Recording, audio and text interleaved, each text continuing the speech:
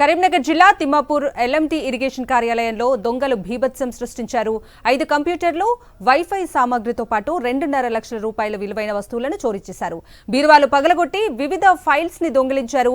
సమాచారం తెలిసిన వెంటనే పోలీసులు క్లోజ్ టీంతో రంగంలోకి దిగారు. కరీంనగర్లో ప్రతిష్టాత్మకంగా చేపట్టిన Maneru river front, lower Maneru డ్యాంకు సంబంధించిన కీలక ఫైల్స్ మాయమైనట్లు పోలీసులు గుర్తించారు.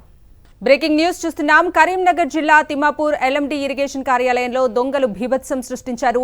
5 కంప్యూటర్లు, వైఫై సామగ్రితో పాటు 2.5 లక్షల రూపాయల విలువైన వస్తువులను చోరీ చేశారు. బీరువాలు పగలగొట్టి వివిధ ఫైల్స్ దొంగిలించారు. సమాచారం తెలిసిన వెంటనే పోలీసులు క్లూస్ టీంతో రంగంలోకి దిగారు.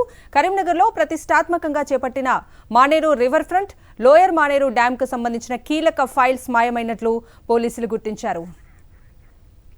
ఇక ఇదే అంశానికి సంబంధించిన పూర్తి అప్డేట్స్ ని మా ప్రతినిధి రమణ అడిగి తెలుసుకుందాం. రమణ,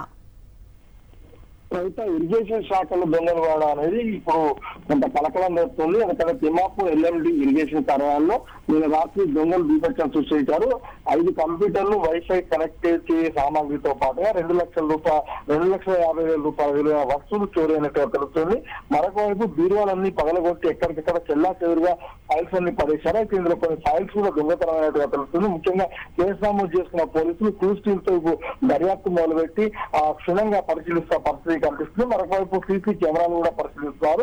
అయితే కరీంనగర్ లో ప్రతిష్టాత్మకంగా చేపట్టిన మానేరు రివర్ ఫ్రంట్ తో పాటుగా లోయర్ మానేరు డ్యామ్ కు సంబంధించిన చాలా ఫైల్స్ కూడా మిస్ అయినట్టుగా తెలుస్తుంది. మరొక వైపు ఎల్ఎండి ఈ కార్యాలయంలో జరిగిన దొంగతనంలో మొత్తంగా కొన్ని అనుమానాలు అయితే నెలకొన్నాయి. ఎందుకంటే మానేరు రివర్ ఫ్రంట్ ను పూర్తిగా ప్రతిష్టాత్మకంగా చేపట్టారు. దాదాపు 405 కోట్ల రూపాయల ఎస్టిమేషన్ తో కార్యక్రమం స్టార్ట్ అయింది. ఈ నేపథ్యంలో ఈ ఫైల్స్ దొంగతనం కావడం పైన అనుమానాలు నెలకొన్నాయి. ఈ గతంలో మనం చూస్తే కనుక ఇక్కడే ఎల్ఎండి లోనే ఎమ్మెల్యే క్యాంప్ కార్యాలయంలో కూడా పలు ఫర్నిచర్ మొత్తం దొంగతనం కావడము, వాటి ఆ తర్వాత తీసుకొని పెట్టడము, అదేవిధంగా మన కరీంనగర్ రిజిస్ట్రేషన్ కార్యాలయంలో కూడా దొంగతనం చోటు చేసుకోవడంతో మొత్తంగా గవర్నమెంట్ మారిన తర్వాత కొన్ని చోట్ల దొంగతనాలు వరుసగా జరుగుతుండటంపై పలు అనుమానాలు అయితే నెలకొన్నాయి. అయితే ఇది సాధారణ దొంగలు అంటే జనరల్ గా దొంగతనం చేసేటి వాళ్ళ పనా లేక దీని వెనుక ఇంకేమైనా కుట్ర ఉందా అనే కోణంలో కూడా ఇప్పుడు పోలీసులు పరిశీలిస్తున్న పరిస్థితి మనకు కనిపిస్తుంది.